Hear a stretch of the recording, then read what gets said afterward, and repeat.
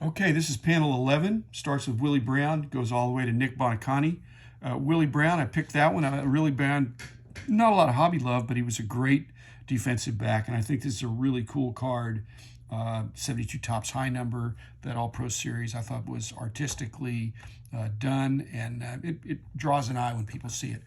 Next is this track card I got of Isaac Bruce. I actually know exactly where I was when I got that. That was distributed after the Super Bowl that was in Atlanta, and I was there. And coming out, they're just handing them out, and it's amazing that some of these evangelistic cards, even though they're passing them out for free and they want everybody to take one, it's a free gift. People threw them in the trash or didn't, but I didn't. I put mine safely in my pocket and got it slabbed, and it's an interesting card, and it commemorates that experience that I had. Kobe Bryant skipped over Dez Bryant, not accidentally, because I think Dez is not going to make it. I would say Dez was more self-centered than selfish. Because he always thought he was open. But more important than that, and this is to his credit, not only did he think he was always open, if he wasn't open, he really thought he'd win the ball, and many times he did. Even if he wasn't open, he was an amazing receiver. Okay, now, but even more amazing, Bryant, is Kobe, and I've got a bunch of Kobe's. I had this on the wall, which is a 9.5. It's a really good card, but it's the members only version. And I don't think that's too subtle. I think people coming over, they don't know, what's members only. And so there's a few others that are candidates. This is a 10, and you can see it's 10, 10, 10, 9.5 for corners. So I can't see the 9.5 corner, but I trust my Beckett grading professional former associates. Still got a 10.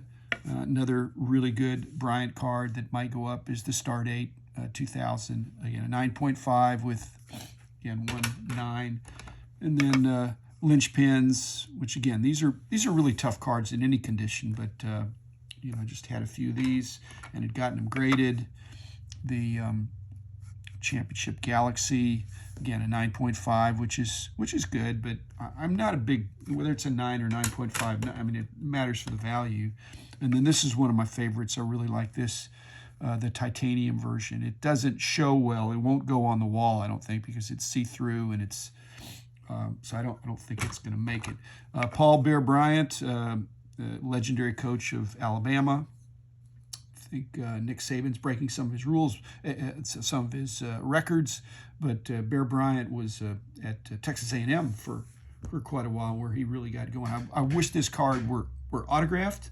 And if I can find an autograph something, I'll replace it. I intentionally passed over Chris Bryant. I think he's got to prove himself a little bit more. Buck Buchanan. Again, I have some soft spot for the Kansas City Chiefs. I know the owner, and they used to be the Dallas Texans. And so if I had to pick a team that I'm going to root for, I'm occasionally going to root for the Chiefs. And Buck Buchanan was Junius Buck Buchanan was a great player. Johnny Busick, just again a representative hockey guy. This is a 5, but it's in really good shape for a hockey card. And but I don't like horizontal cards, and I'll probably, as I'm putting in more hockey cards, Johnny Busick may not make the grade. Jack Buck and Joe Buck, the announcers, I've thought about them. I don't know that I have a good card. Don Budge, the tennis player, I've got something at BGS right now, but it's a smaller card, so it won't show that well, but I'll check that out. Dwayne Bice, he helped change the trajectory of the hobby by his involvement, his improper involvement in the launching of Upper Deck. And so thanks, Dwayne, for doing that, because it really helped take our hobby to the next level, to almost to industry status. But Dwayne, I don't know that you're going to make the final analysis of the. Always like to give a little bit of time to the sponsors. Again, thanks for supporting this work. Morgan Bulkley. Again, Morgan, it's a Callahan. They're interesting write-ups on the back, but not worth.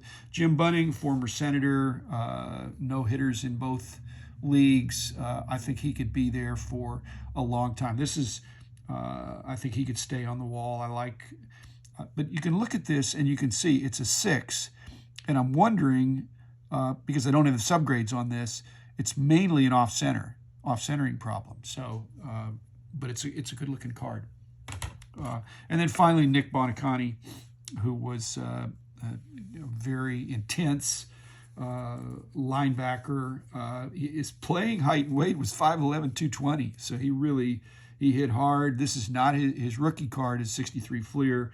I probably eventually will replace it with that. But he had his son that got paralyzed, and so he's done a lot of inspirational things. So Nick could reasonably stay on the wall. You can just see the intensity in the card, so I like that.